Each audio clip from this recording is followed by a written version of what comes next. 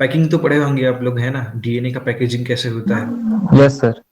Nucleosome, हिस्टोसोम, ऐसे करके। Histone, histone जो प्रोटीन होता है उस पे डीएनए कॉइल करके न्यूक्लियोसोम्स बनाता है, और फिर न्यूक्लियोसोम्स, फिर क्रोमेटीन, फिर क्रोमेटीन फाइबर, ऐसे करके फिर क्रोमोसोम तक, है ना। तो ये पैकेजिंग है।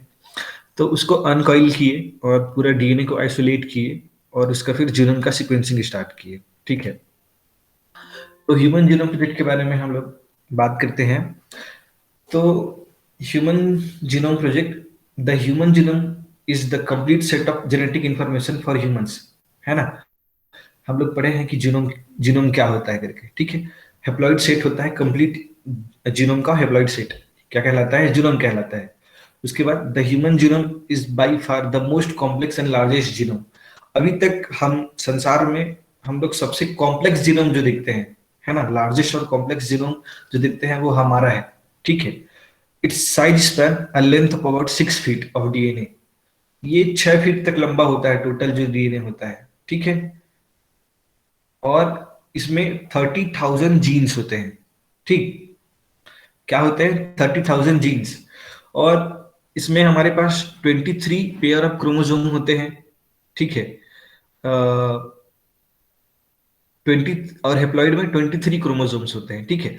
22 जो होते हैं वो आपके ऑटोसोम्स होते हैं, और एक मेल में एक वाई होता है, और फीमेल में एक्स होता है। ये क्या क्या होता है, सेक्स क्रोमोसोम। ठीक है।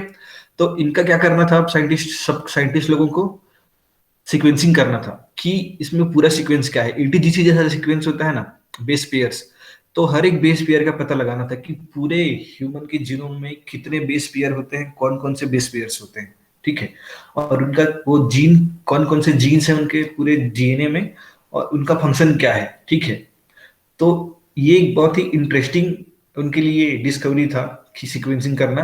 और ये जो प्रोजेक्ट था वो 1986 में इसका आइडिया आया, 1990 में स्टार्ट हुआ, और 2003 तक, 3 में ये पब्लिश हुआ। मतलब 13 साल तक ह्यूमन जीनोम प्रोजेक्ट जो था वो चला। ठीक है। तो ये जो मैं बता रहा था आप लोगों को जो क्रोमोसोम है, जो जीन्स है, उसका सीक्वेंसिंग। ठीक है। तो इसको तो छोड़ दीजिए, इसमें कुछ ज्यादा है नहीं समझने के लिए। ठीक, ये क्रोमोसोम्स हैं आपके। ये क्रोमोसोम 1 से लेकर के 22 तक, नीचे यहाँ पे कहाँ है, तो ये क्रोमोसोम 1 है आपका, है ना। ये 1 से लेकर के ये 22 तक, ये जो क्रोमोसोम है, और ये है आपका सेक्स क्रोमोसोम। ठीक है ना, एक्स वाई।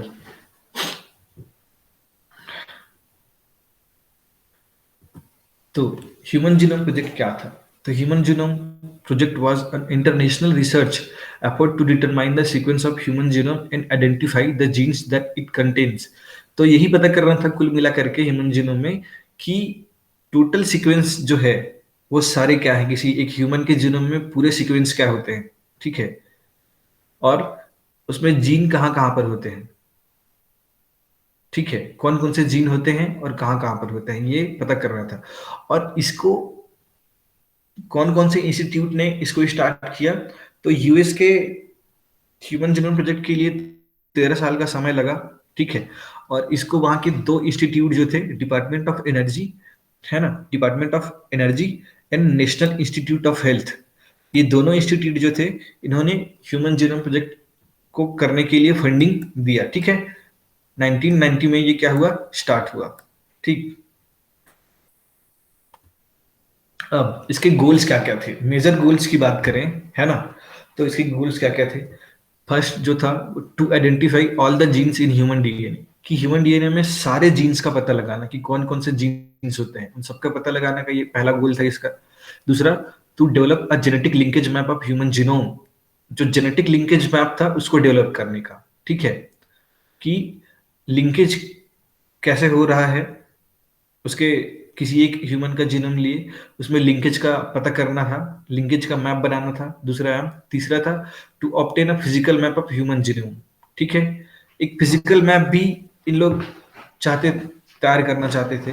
और चौथा था to develop technology for the management of human genome information.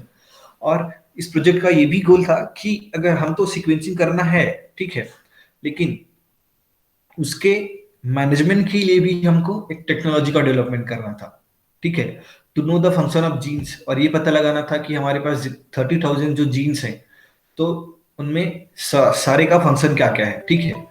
और to determine the sequence of 3 billion chemical base pairs that make up human DNA.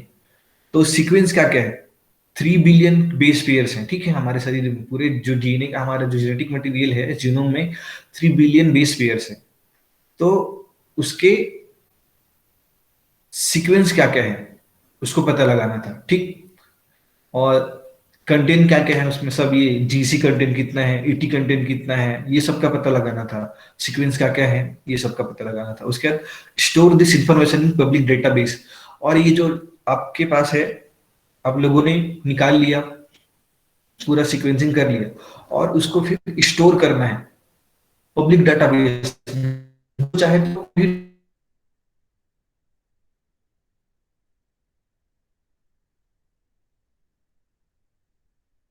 तो आज आज से 2003 में कोई लिखा गया उसमें सबके लिए भी उसको क्या कर सकता है, रिट्राइव कर सकता है, ठीक है। और ऐसे टूल्स का डेवलपमेंट करना था जो डाटा के एनालिसिस के लिए काम में आए। जैसे कि आपको किसी भी डीएनए के सीक्वेंस का देखना है, आप वहां पर से अपना अपना कोई भी क्रोमोसोम की कोई जीन का सीक्वेंस आपको देखना है, तो आप वो बायोलॉजिकल डाटाबेस, पब्लिक डाटाबेस पे जाएंगे। वहां से आप वो जो भी जीन है ना, उसका सीक्वेंस आप निकालेंगे, और उसको एनालाइज करने के लिए आपको डिफरेंट प्रोग्राम्स और टूल्स सॉफ्टवेयर्स भी मिल जाएंगे, ठीक है। तो उनका भी डेवलपमेंट करना एक गोल था। और क्योंकि प्राइवेट सेक्टर्स जो होते हैं, प्राइवेट इंडस्ट्रीज जो होती हैं,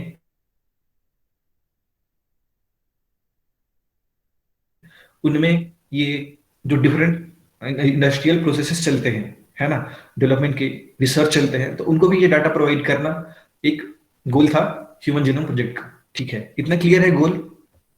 यस सर। यस हाँ, सर। तो आगे बढ़ते हैं हम लोग।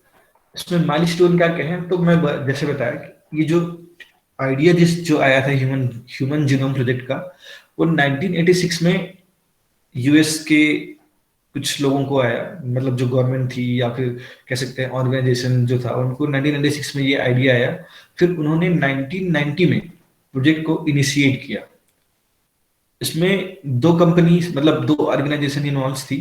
पहला जो है डिपार्टमेंट ऑफ एनर्जी, और दूसरा नेशनल इंस्टीट्यूट ऑफ हेल्थ, ठीक है।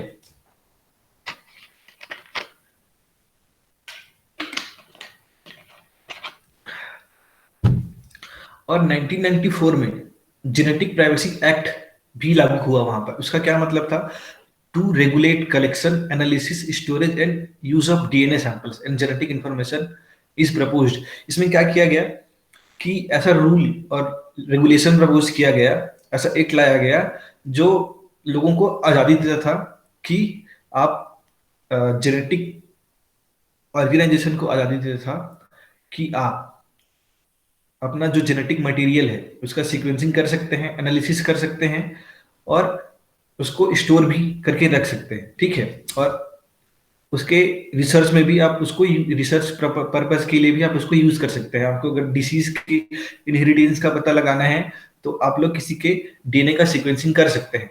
आजकल तो ऐसे लैब्स हैं बहुत सारे, जो आप जहां पर आप अपना सीक्वेंसिंग करा सकते हैं, ठीक है। कुछ कुछ पार्ट का आपका सीक्वेंसिंग करके देंगे कि वो लोग बता देते हैं कि आप ओरिजिन कैसा है आपका, है ना, आप में कौन कौन सा डिसीज होने की संभावना है, ऐसे करके, ठीक। तो ऐसा आजकल लैब है।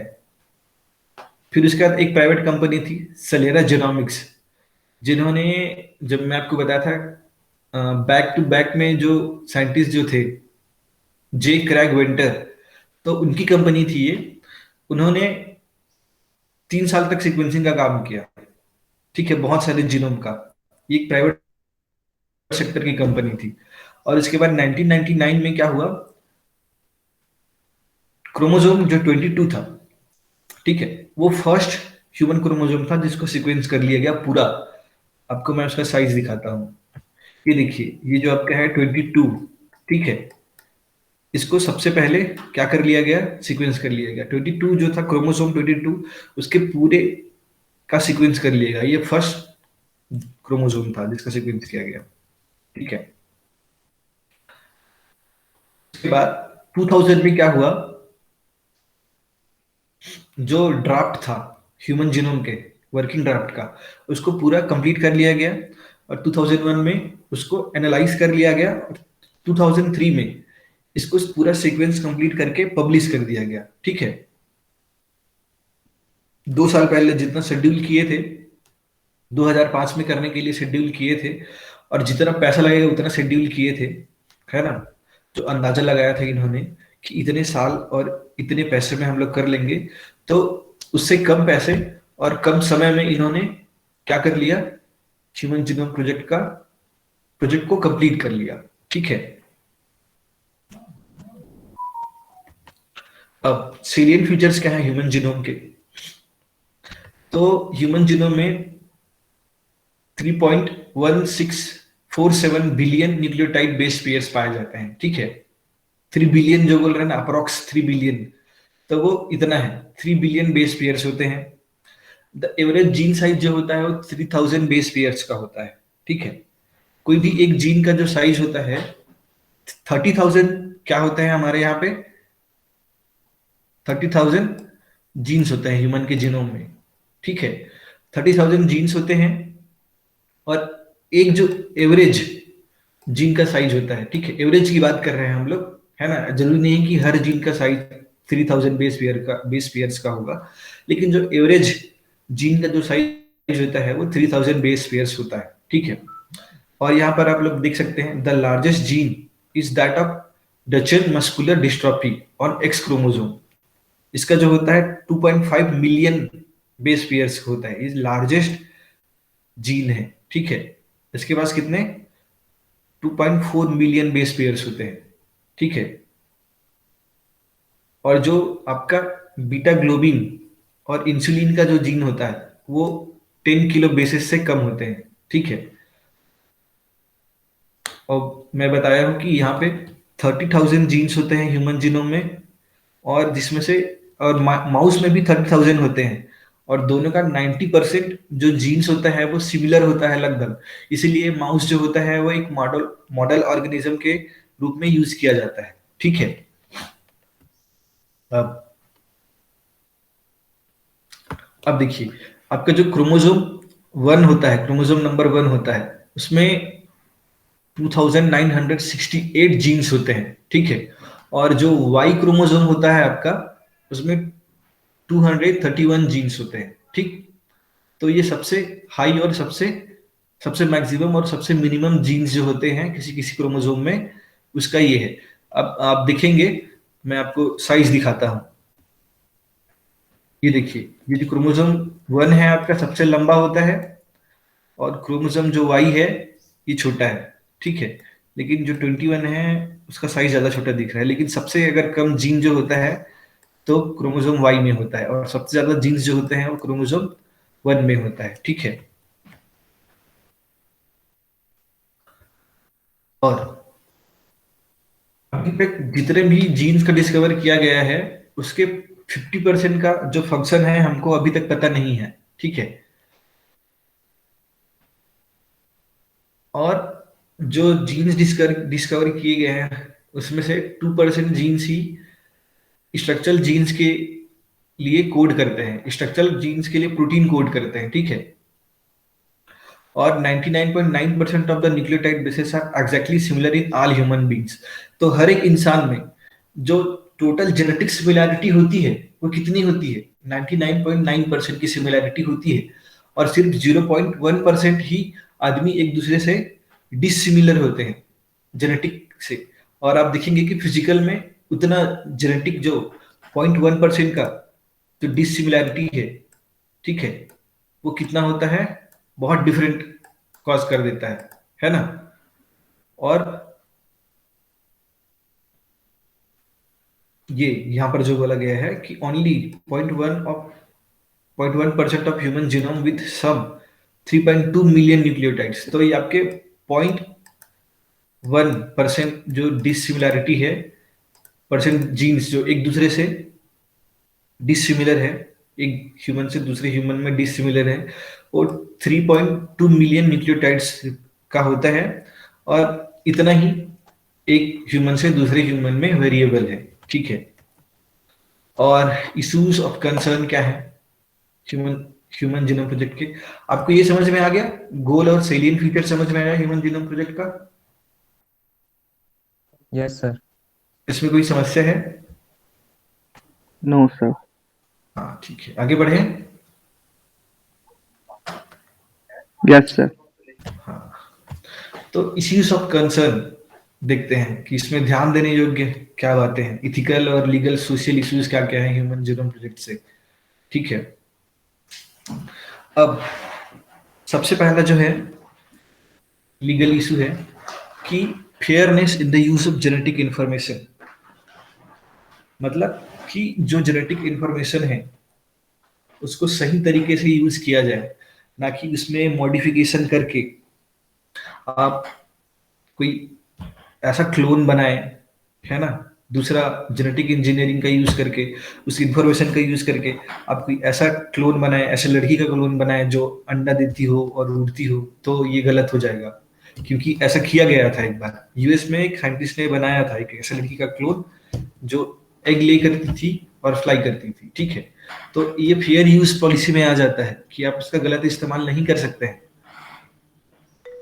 और privacy and confidentiality of genetic information, कि आपको इसको, ये प्राइवेसी की चीज है, आप इसको सबसे बांट नहीं नहीं सकते। अगर आप किसी पर्टिकुलर आदमी का सीक्वेंसिंग करते हैं और वो नहीं चाहता है कि वो इसके जेनेटिक इंफॉर्मेशन को शेयर किया जाए, तो आपको उसको कॉन्फिडेंशियल रखना है। ठीक है।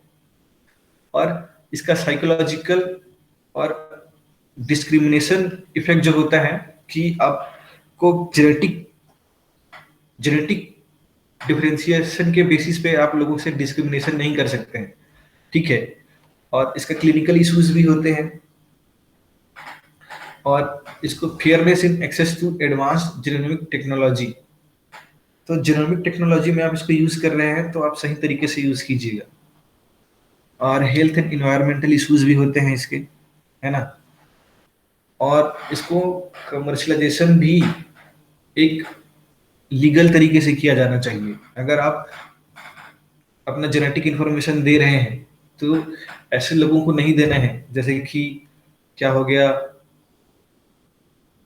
आप कोई भी जेनेटिक इंफॉर्मेशन दे रहे हैं या फिर उसमें म्यूटेट करके, मैनिपुलेट करके, तो जैसे कि आईएस हो गए, है ना। और जैसे उसामा था, अगर उसके पास टेक्नोलॉजी होता क्लोन बनाने का या फिर कुछ करने का, तो आप उसको सीक्वेंस नहीं दे सकते हैं। ठीक है। आपको फेयर यूज करना होगा उसका कमर्शलाइजेशन। ठीक है। और इसको educational standard and quality control में भी आपको इसको मेंटेन करना होगा। और इसको पेटेंट कराने के लिए भी इश्यूज थे, है ना, कि इसको पेटेंट कौन कराए। ठीक।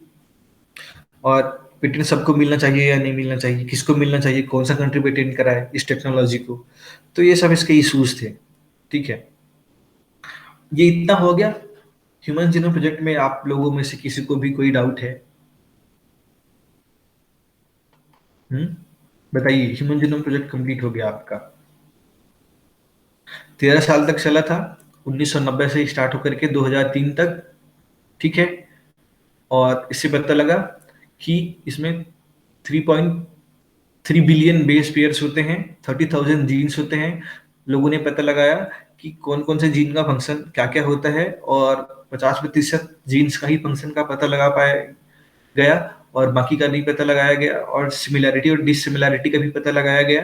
तो माउस का भी सीक्वेंसिंग किए, और बहुत सारे ऑर्गेनिज्म का भी सीक्वेंसिंग किए, जैसे कि आपका ड्रोसोफिला मेलानोगास्टर, और लिली का जो पौधा था, और आपका हीमोफिलस इन्फ्लुएंजा। 1995 में हीमोफिलस इन्फ्लुएंजा का किया गया, और 1990 से ह्यूमन का स्टार्ट हो गया था। ठीक है।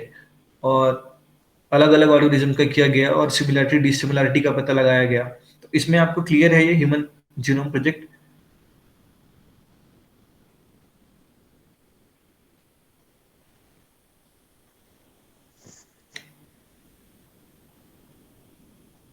यस सर, क्लियर है। हाँ ठीक है, आगे बढ़े। जस्ट बायोलॉजिकल डाटाबेस का इंट्रोडक्शन ही देखेंगे हम लोग, है ना। तो बायोलॉजिकल डाटाबेसेस क्या होते हैं, कोई बताएगा? बायोलॉजिकल डाटाबेस क्या होता है, बायोलॉजिकल डाटा क्या होता है?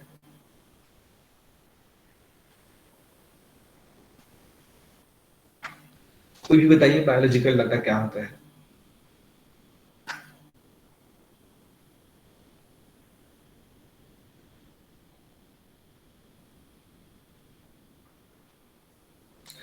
तो बायोलॉजिकल डाटा जो होते हैं वो हमारे, ये जीनोमिक सीक्वेंस जो होते हैं, प्रोटीन के सीक्वेंस होते हैं, आरएनए के सीक्वेंस होते हैं, डीएनए के सीक्वेंस।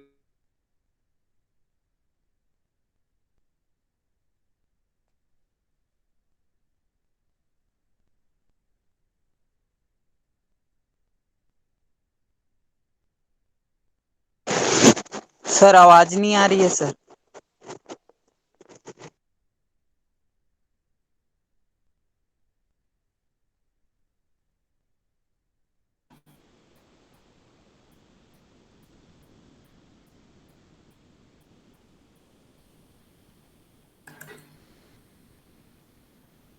आ गए वापस, थोड़ा कनेक्शन मेरा लॉस्ट हो गया था। तो आप लोग मुझे बताइए बायोलॉजिकल डाटाबेस क्या होता है? सर जैसे कोई भी जीनोम वगैरह है तो उसका जीन का कोई भी मतलब कि हम लोग सीक्वेंस पता किए तो उसको हम लोग सेव करना, मतलब आगे हम लोग स्टडी कर सकें कोई भी हाँ सर्च करते हैं बिल्कुल, तो। बिल्कुल बिल्कुल। तो हमारा जो जो भी जीनोमिक मटेरियल होता है, डीएनए हो गया, आरएनए हो गया, प्रोटीन हो गया, प्रोटीन का स्ट्रक्चर हो गया, कहाँ पर कंजर्व सीक्वेंस है, कौन कौन से जीन्स एक्सप्रेस कर रहे हैं न्यूक्लिक एसिड्स में जो है, सब इनका जो सीक्वेंस होता है, अमीनो एसिड जो होते हैं, है ना। तो इन सब के बारे, इन सब का जो डाटा होता है वो सब हम कहाँ रखते हैं, हमारे ऐसे जीन्स का सीक्वेंसिंग जो एंजाइम्स प्रोड्यूस करते हैं, है ना। इन सबको हम लोग एक, ये हमारा सब ये डाटा है तो इसको,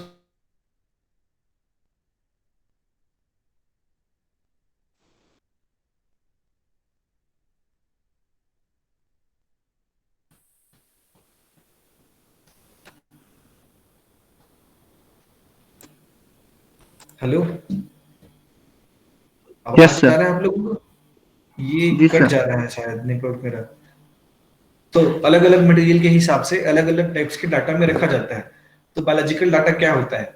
a collection of biological data arranged in a computer readable form that enhances the speed of search and retrieval and convenient to use is called biological database, है ना। a good a good database must have updated information। तो क्या क्या कह रहा है definition, कि एक बायोलॉजिकल डाटाबेस को एक कंप्यूटर में रीडेबल फॉर्म में रखा गया हो, जो कि आपको अच्छा स्पीड प्रदान करे। किस किस चीजों के लिए अच्छा स्पीड चाहिए आपको, कि आप उसको रिट्राइव कर सके मतलब उसको अच्छी तरीके से आप निकाल सके, ठीक है, और इसको आप यूज कर सके उस डाटाबेस को। तो वो क्या है, बायोलॉजिकल डाटाबेस है। तो एक हमेशा एक जो गुड डाटाबेस जो होता है वो हमेशा अपडेटेड इंफॉर्मेशन होता है, कि आप हर एक नए डिस्कवरी को उसमें अपडेट किया जाता है, ठीक है। बायोलॉजिकल डाटाबेस क्लियर है। और इसके टाइप्स होते हैं बायोलॉजिकल डाटाबेस के, ये क्यों, बायोलॉजिकल डाटाबेस जरूरी क्यों होता है, ठीक है। A range of information like biological sequences, structures, binding sites, metabolic interaction, molecular action, functional relationships, protein families, motifs, and homologous can be retrieved by using biological databases, ठीक है। The main purpose of biological database is to store and manage biological data and information in computer readable forms। तो आपको ये जो importance है इसका इतना ही है, ये जो दो लाइन आप देख पा रहे हैं, the main purpose of biological database is to store and manage biological data. तो बायोलॉजिकल डाटा क्या है, मेन फंक्शन जो होता है बायोलॉजिकल डाटा का, वो होता है कि उसको स्टोर करना और मैनेज करना। तो उसमें क्या क्या आ जाता है, कौन कौन से डाटा हो जाते हैं, आपका बायोलॉजिकल जो सीक्वेंस हो गया, आपका सीक्वेंस जो होता है, डीएनए का सीक्वेंस हो गया, आरएनए का सीक्वेंस हो गया, प्रोटीन का सीक्वेंस हो गया, ठीक है। उसके स्ट्रक्चर्स हो जाते हैं, ठीक है। उसके बाइंडिंग साइट्स का इंफॉर्मेशन हो जाता है, और मेटाबॉलिक इंटरेक्शन जो होता है, ठीक है, जैसे कि प्रोटीन प्रोटीन इंटरेक्शन, है ना, और आरएनए से जो प्रोटीन बनने की जो प्रोसेस है, ठीक है। और मॉलिक्यूलर एक्शन, मॉलिक्यूलर लेवल पे एक दूसरे से कैसा इंटरेक्ट करते हैं, फंक्शनल रिलेशनशिप क्या है ना, कोई भी दो डाटा का बायोलॉजिकल सिस्टम में प्रोटीन फैमिलीज का जो इंफॉर्मेशन है, और ये मोटिफ और होमोलॉगस, ये एक डिफरेंट प्रोटीन सीक्वेंस का भी ये मोटिव जो होता है वो सीक्वेंस का स्टोरेज ही होता है एक तरह से, ठीक है। और होमोलॉगस भी वैसा ही कुछ होता है, इसके बारे में हम लोग आगे पढ़ेंगे। तो ये जो इन्फॉर्मेशन होते हैं हमारे पास बायोलॉजिकल डाटाबेस, वो क्यों जरूरी होते हैं, उनको स्टोर करना और उसको मैनेज किया जा सके कंप्यूटर रीडेबल फॉर्म्स में, इसलिए ये इंपॉर्टेंट होता है, ठीक है, ताकि उसको हम लोग कभी भी हमारे रिसर्च के नीड के अकॉर्डिंग हम उसको क्या कर सकें, रिट्राइव कर सकें और उस पर फर्दर प्रोसेसिंग किया जा सके, ठीक है, और उसका यूज किया जा सके नए रिसर्च के बेटरमेंट के लिए, ठीक है।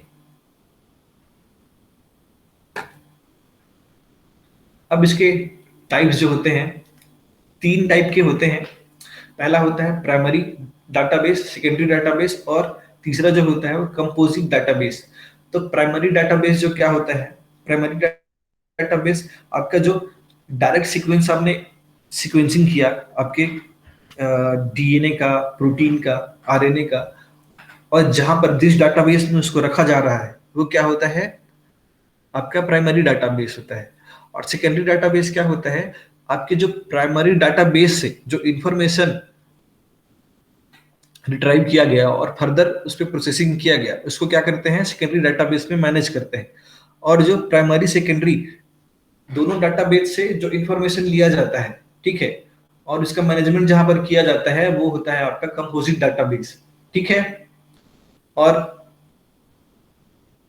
डाटाबेस जो होता है उसके 3 टाइप्स होते हैं, आप लोगों ने समझा, और उसका यूज फिर अलग अलग रिसर्च में किया जाता है। और इसके लिए आपके पास अलग अलग वेबसाइट्स हैं आपका, जैसे कि एनसीबीआई हो गया, जीन बैंक हो गया, ट्रिम्बल हो गया, पीआईआर हो गया, है ना, डीएनए डाटा बैंक हो गया, प्रोटीन डाटा बैंक हो गया, ठीक है, ईएमबीएल हो गया।